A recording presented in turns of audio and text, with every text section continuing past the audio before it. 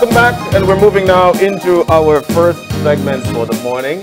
And this one is a good sit down with our brother.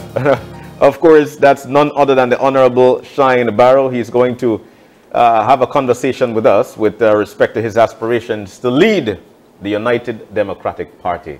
Honorable Shyne Barrow, good morning and welcome. Good morning, April. Good morning, John. Good morning, everyone out there, Mesopotamia, and the entire country.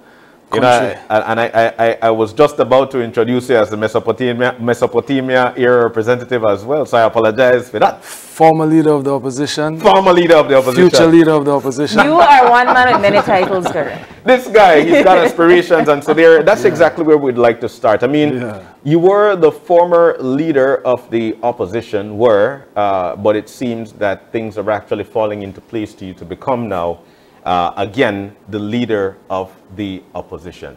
Yes. I would like to start with your thoughts and feel about this new situation that's coming up for you.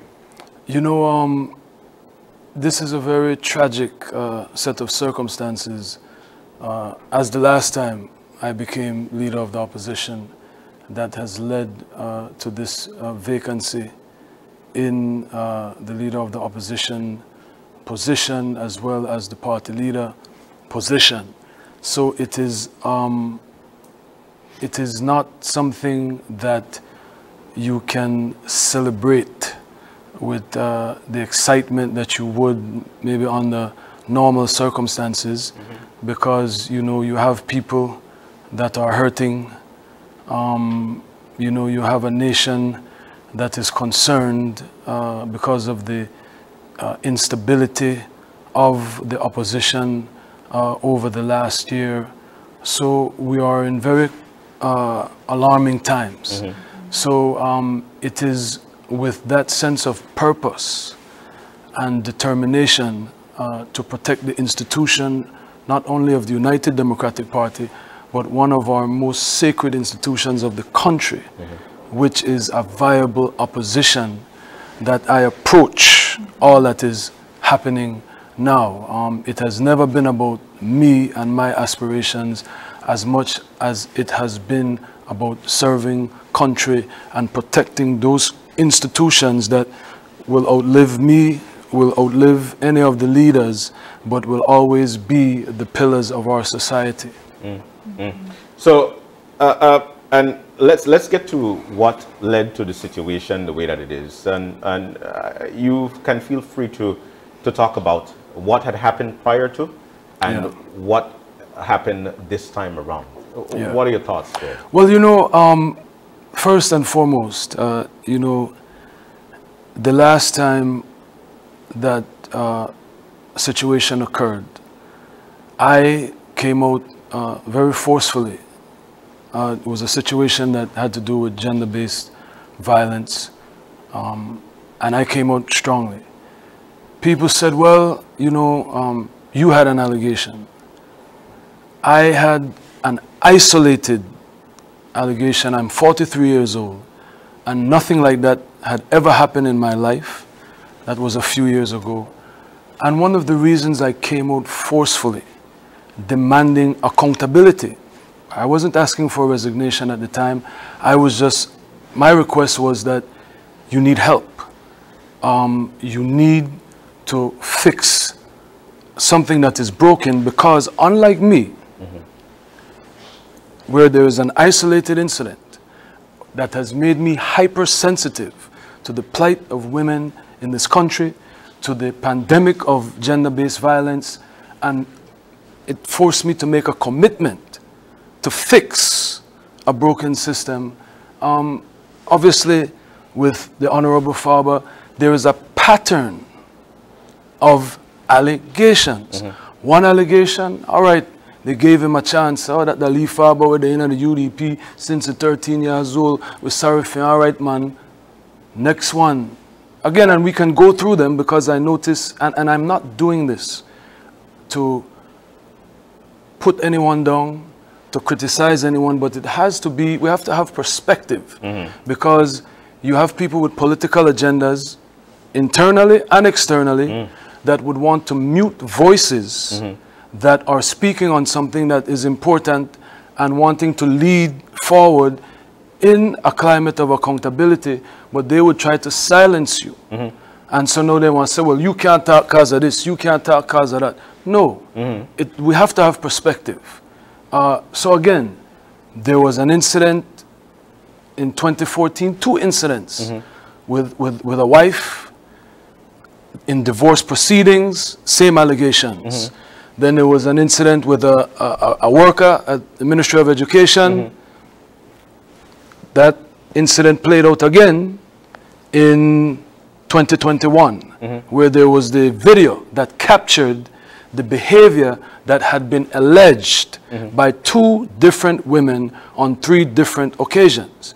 So when we got to last year, it was not an isolated incident, as the Faber supporters, who some are fanatics, would try to romanticize. Well, one of the pick pa Faber fa. No, after 3 times, how do we arrive at this point? And then when we are at this point, I was the party whip. I had a responsibility the same way I hold all the other members of the party accountable, to hold my leader accountable. And I, along with the chairman, went to the leader. Well, the chairman went to the leader, but after consulting with me and other core leaders, and said to the party leader, why don't you take a leave of absence and try to sort things out? Not to resign. Let's show the public that we take these issues seriously. They're allegations. Anyone can allege anything. When the cameras go off, I could go to the compol and tell her, you push me.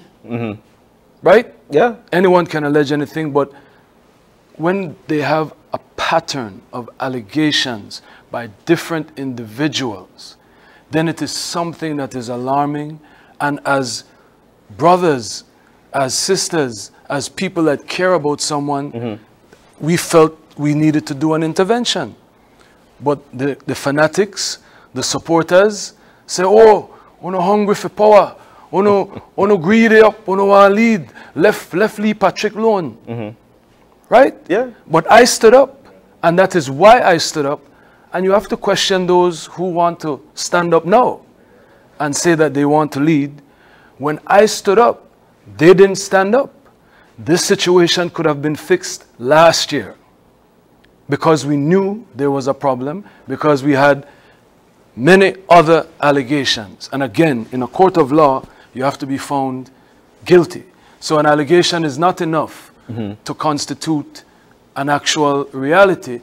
But we as leaders, we as people who are here to protect democracy, have to be responsible and be proactive.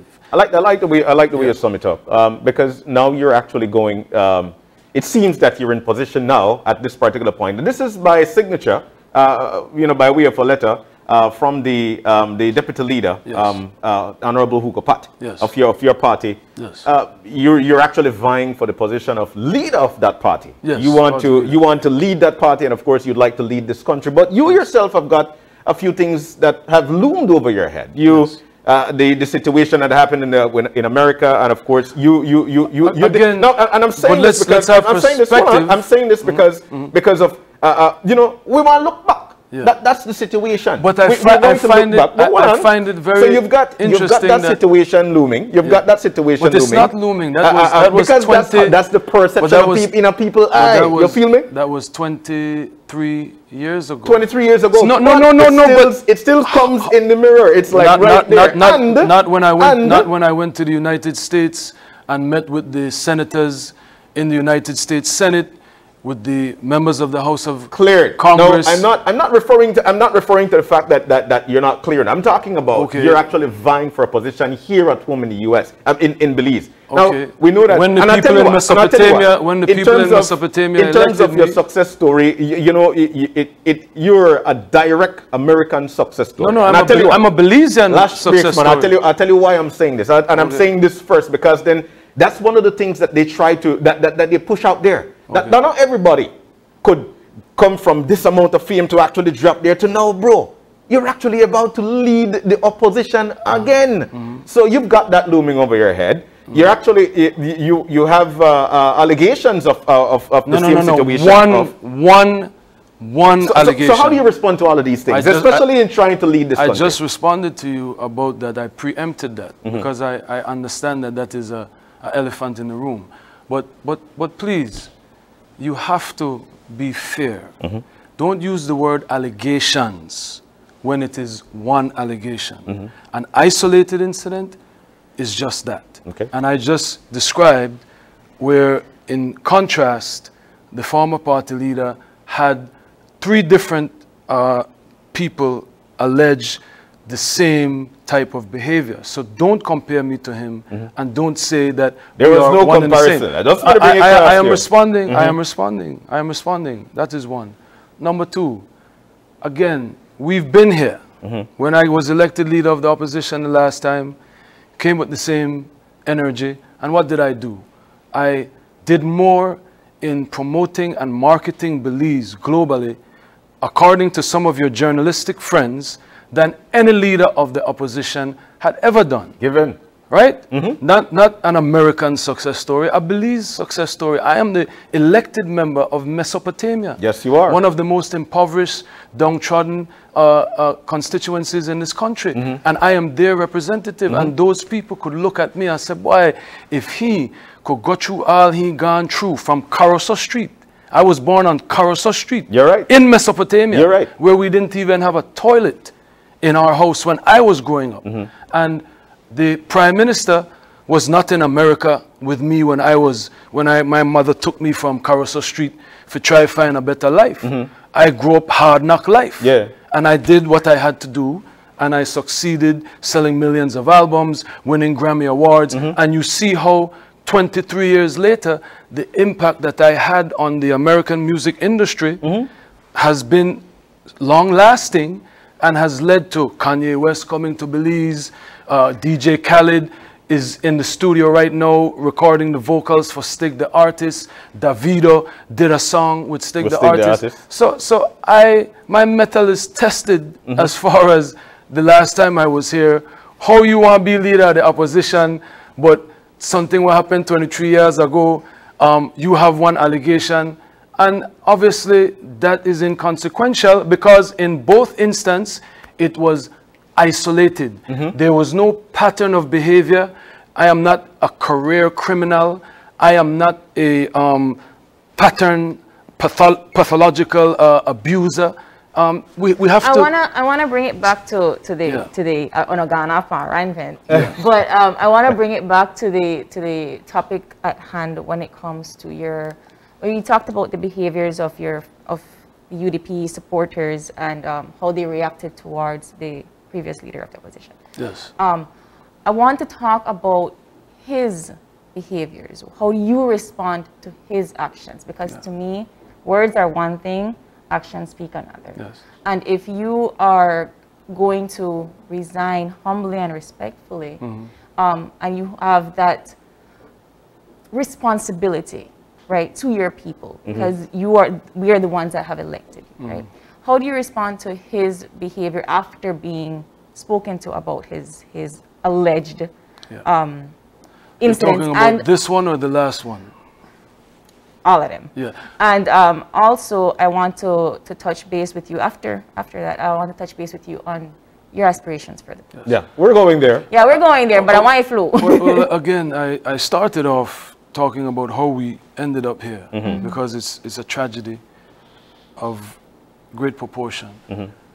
And I tried to lay out for you the fact that there was not a rush to persecute the former party leader.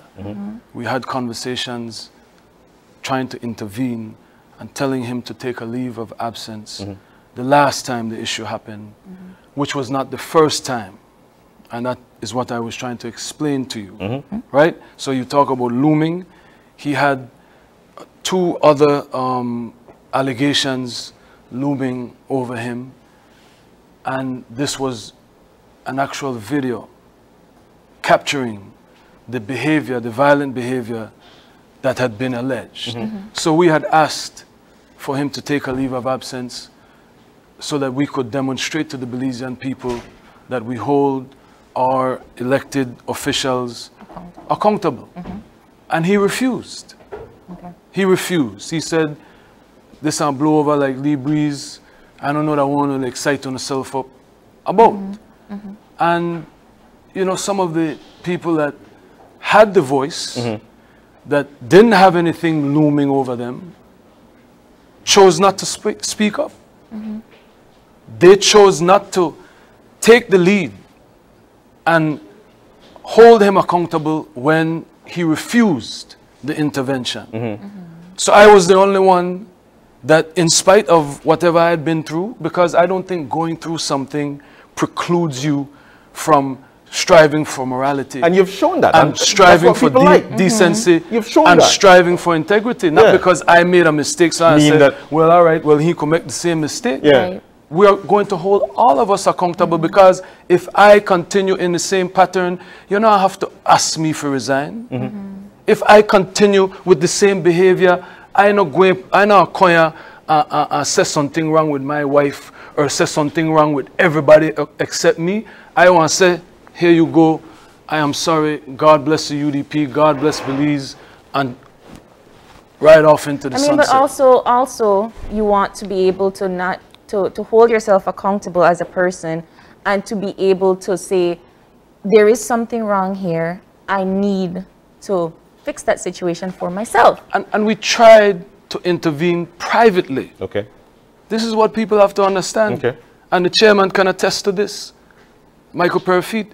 But we were rebuffed. And again, the people who had the moral authority, as far as perception is concerned, the elected member of parliament who had the moral authority and was clean, chose not to lead the charge. We put it and said, please, you be the leader of the opposition. We will recall Honorable Faber because he doesn't want to get the help that he needs. You be the leader of the opposition, and we will make sure you are the party leader. And we could have avoided this entire disaster that has come back to haunt us. So it is not that I wanted to be leader of the opposition and I so hungry for power. I was the party whip. I was doing my thing in parliament. You were? Nothing better than to be elected to serve the great people in Mesopotamia. I am only 43 years old. I have a lifetime ahead of me to lead this country and to lead this party. But we have to remember who stood up and who didn't stand up, and who could have saved the party and saved the nation. Because had the people that had the perceived moral authority to stand up and lead the charge, that it would have been unquestioned. Nobody could have said, but you this and you that. They chose not to stand up. And so at this point, to me, you can't come back later and no one to stand up. But back to me, that is the reason I stood up. Okay. I didn't stand up for myself. I stand up because I anticipated what happened just now. May happen. So and it was because if there's a problem, there's a problem. Okay. But there's a like even with me, I apologize to my wife, and I apologize to all women, especially those that have been victims of gender-based violence. And I feel sorry that while nothing has been proven, I feel sorry that I even found myself in a situation of allegation. And I am truly contrite that just to even be involved in something like that. And it has made me commit myself to that cause and to speaking up for that cause, because I could have turned the other way. I could have said, boy, well, you know, it's an old boys club, left the man and just make the thing play out the way it played out. And again, if you remember, let us be clear. When it first happened, I led the charge. And again, you know, I am not calling names to be quarrelsome, but I led the charge to encourage the honorable member from Alberts, who now wants to lead. I was the one pushing her to be leader of the opposition then. I was not seeking to be leader of the opposition. I was not seeking to be party leader. Okay. I was pushing her. And I went publicly. And she reproached me.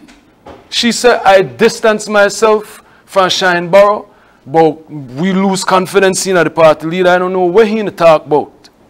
That's what she did. All right. So I'm just saying, I led the charge because no one else wanted to lead the charge. And so now that we are here, I have proven to be the leader that the UDP needs. I have proven to be the leader that the country needs because I have the conviction, I have the determination and the integrity. I stand up when it is uncomfortable. I stand up when it is inconvenient. And I do what needs to be done. I want to ask you about where the UDP sees itself moving forward. I know that we want to talk about you being the leader of the position, yeah. But my concern is, where do you stand together as a team? Where do you stand in terms of your philosophies and your beliefs? And I mean, I hear you talking about how you yourself are against these situations, these issues. I hear you standing up for what's right and so forth, and that's great for a leader. But I would love to know if your party also stands with you and how you are able to engage in these kinds of conversations and how you're going to create policies that will make the Belizean people feel secure. Because you are one, you're a leader, and that's great. But if the rest of your party is not with you, then it doesn't make sense. It takes the buy-in. April, what you have to remember is 53% of the delegates voted to recall the Honorable Faber. So obviously the party did take a stand. So they do subscribe to the policies and the ideology of zero tolerance and accountability and leading by example. They did, with no leader to choose from, with the person who would have been the poster child, the face of the revolution, of the reform, of the rebuild, choosing to remain silent, choosing to, I believe, politics over principle, in my view. The people of the United Democratic Party, the majority of them, 53% of them, did stand with what I stood for. So it wasn't only me. They never were a one-man band, right? There was the Caucus of Change. You have to give credit to the Caucus of Change, which comprised of about 21 standard bearers from all across the country, women and men. And they stood up and led the charge and initiated the recall. And I happened to be the face because I was the only elected member of the House who chose to speak up. And again, it wasn't personal. It was principle. You did allude to the Honorable Tracy Tega-Panton in terms of you actually pushing her to become the leader. But did. At this particular point now, it seems that you guys are not on the same fence. Well, we are. Well, listen. With respect that is to my party sister, and vying for the leader of the United Democratic Party. That is my party sister. She is. But hear me out. But just make us say one thing. Sure. That is my party sister. Part of being brothers and sisters, and part of having unity, is sometimes the inconvenient truth. Needs to be told to each other, right? So all that I say is just to put things in perspective, because I have a solid relationship with my party sister, and so it is not that I am trying to speak ill of her or put her down, but we need to have a historical context when we talk about where we are presently. At this particular point, while you vie for the position of leader, like we mentioned, and I started out saying that the deputy leader of the UDP is actually it is alleged that he will be signing this. Okay, so now it's confirmed. He did an interview yesterday that you will actually be becoming the leader of the opposition. But the Honorable Tracy Tega-Panton is saying, you know, the constitution of the UDP is actually saying otherwise. It's saying she's hold on. She's actually saying that it is supposed to be the deputy leader stepping up, but he's signing across to you. But that is not supposed to be the case. It's supposed to be the person with the most vote, or the person who have actually won more than one times. That's the situation at bay. What do you say to this? The Constitution of Belize is the supreme law of the land. And the Constitution of Belize says explicitly that the person that enjoys the majority support of the members of the opposition benches in the House of Representatives is the person that will be the leader of the opposition. It does not say the person who the U.D.P. or the P.U.P. say will be the leader of the opposition will be the opposition leader. So our party constitution needs to be amended to be consistent with the supreme law of the land, because it is a matter of confidence. And the Constitution of Belize gives that right in the House of Representatives to the members that sit on the opposition bench. It doesn't give it to the political party. And that is just a matter of fact. It's just a matter of fact. That is number one. Number two, the Honorable Ugo Pat, the deputy party leader, did not just vote for me arbitrarily. He consulted with the other 31 standard bearers and caretakers of the party who represent the wider party.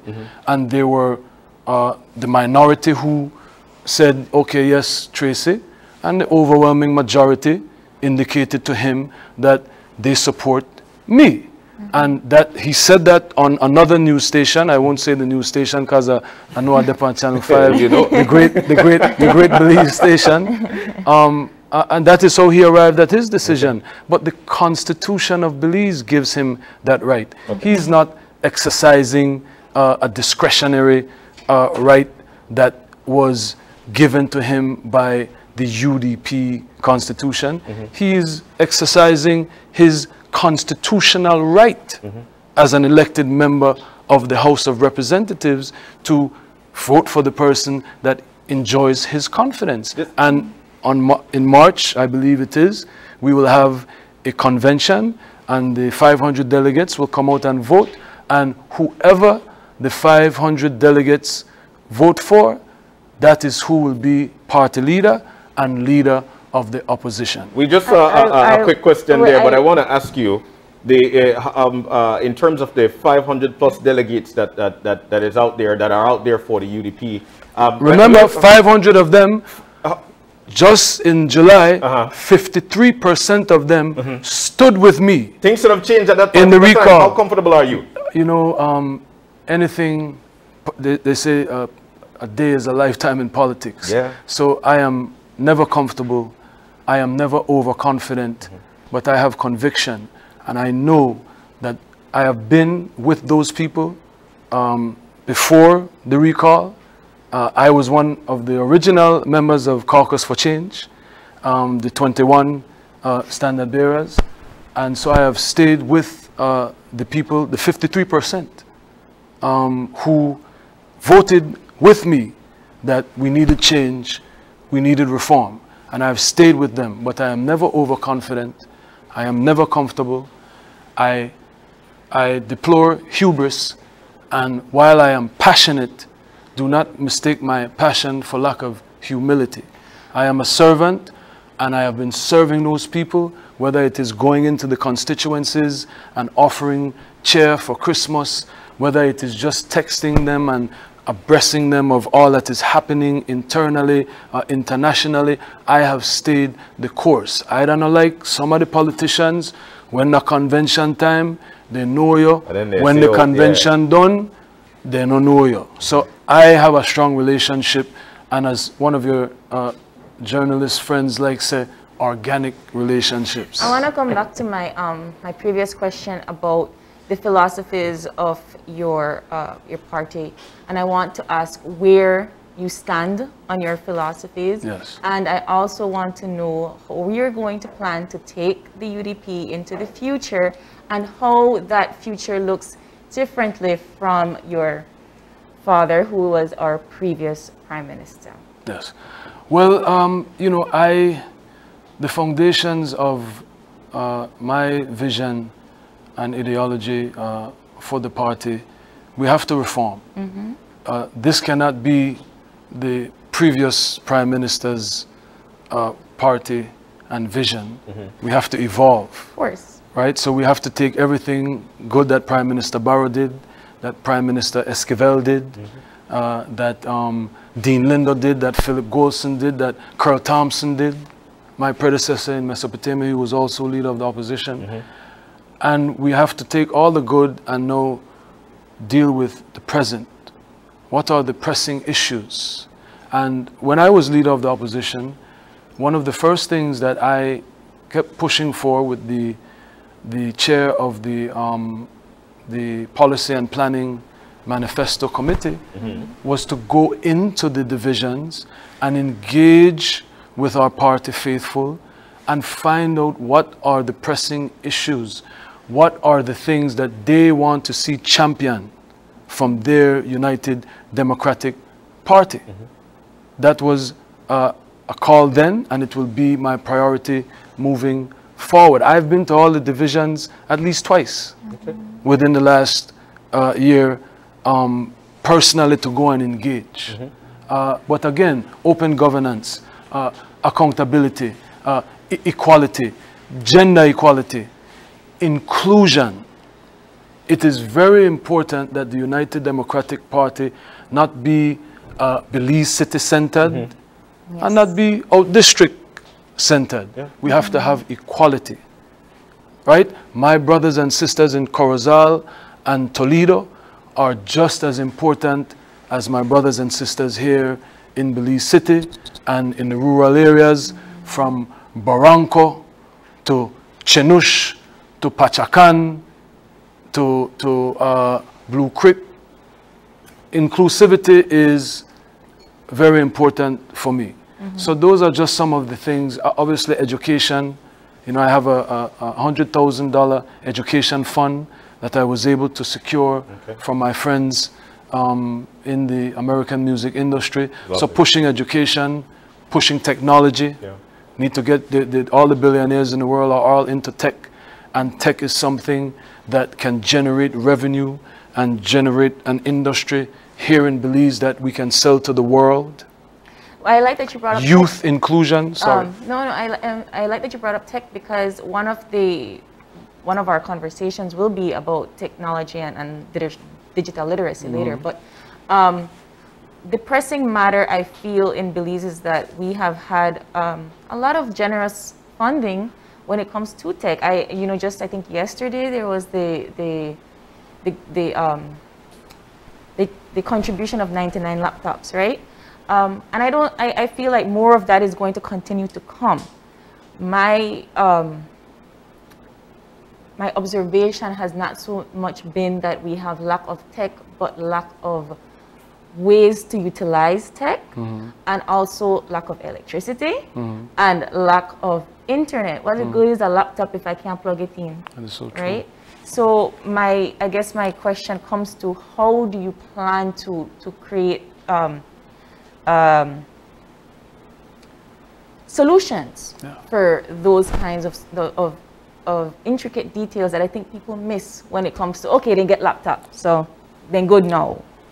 You know, how would you progress with that? How would you create solutions for those? Again, as the next Prime Minister of Belize, by God's grace, certainly I would use the government's telecommunications company to provide what it is that you say we need, the connectivity. Because what good is promoting tech and getting our kids and our youth and our people into tech, and they don't even have the essential resources such as internet. So we have to prioritize. And it is one of the things that I always get up in the House of Representatives and protest about. It is not that we don't need infrastructure as far as roads and highways, but that is not a priority. We need tech infrastructure. We need to have connectivity again from Barranco to Chunush, right? Let's prioritize. What good is it to have fancy highways for people to drive on when the majority of the populace is not getting the opportunity to be the best version of themselves, which will in turn lead to the development of the country.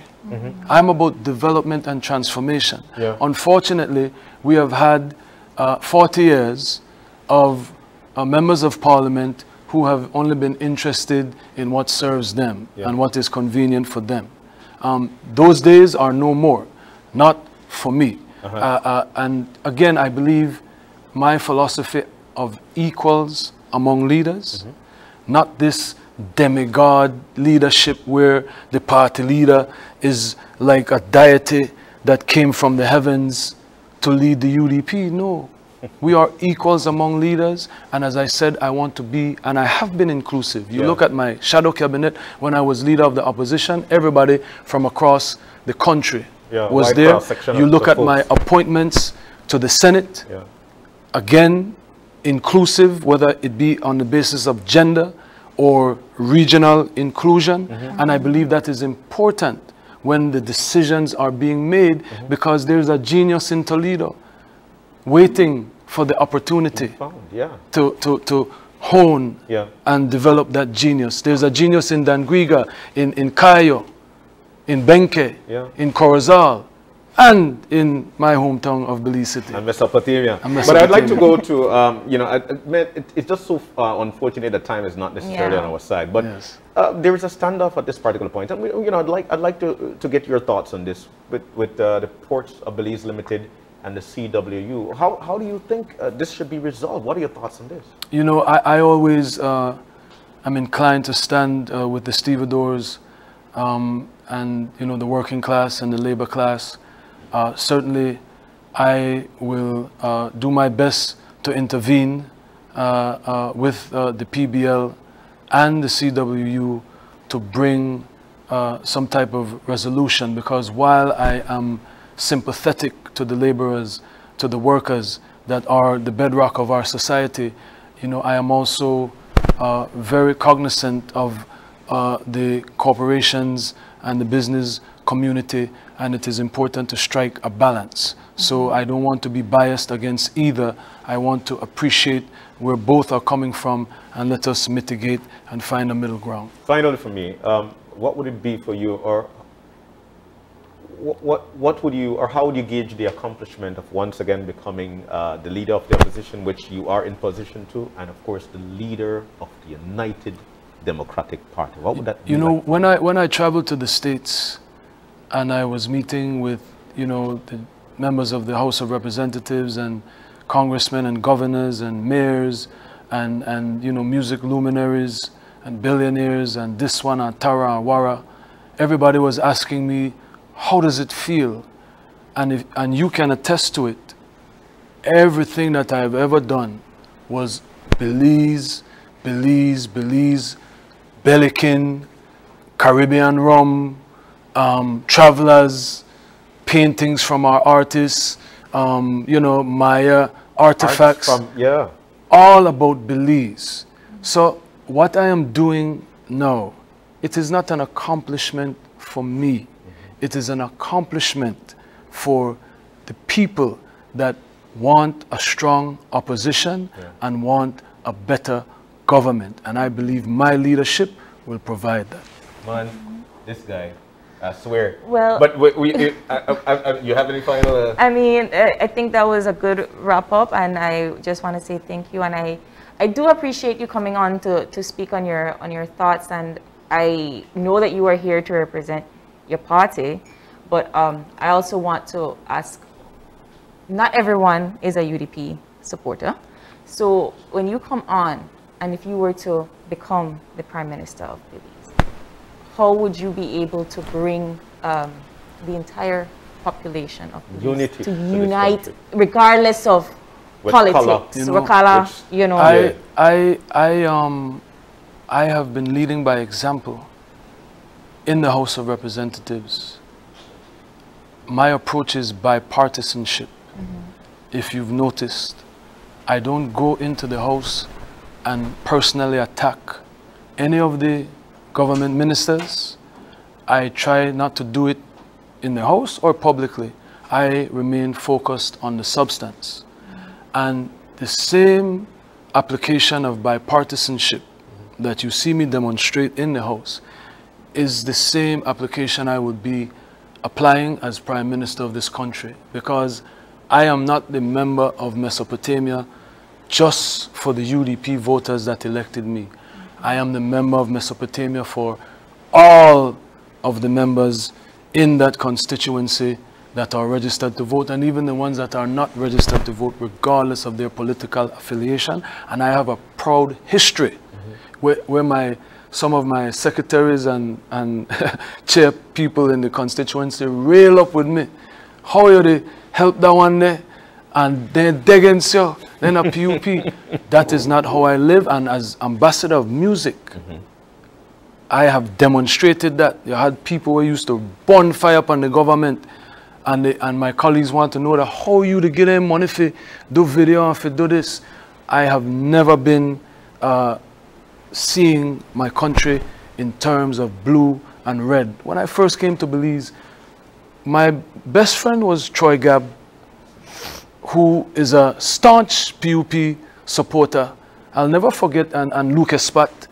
And I lived in an apartment that they managed, and I remember celebrating George Price's, Prime Minister, Right Honorable George Price's birthday with them when he was still alive.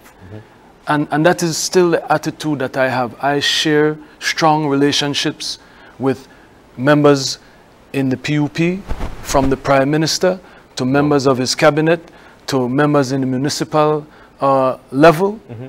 You can see it with Aria Lightfoot and Verlene Pitts when they held their fireside chat in Miami a few months ago, where the Minister Musa was there, Mayor Wagner was there, Senator Bradley was there, and I was there.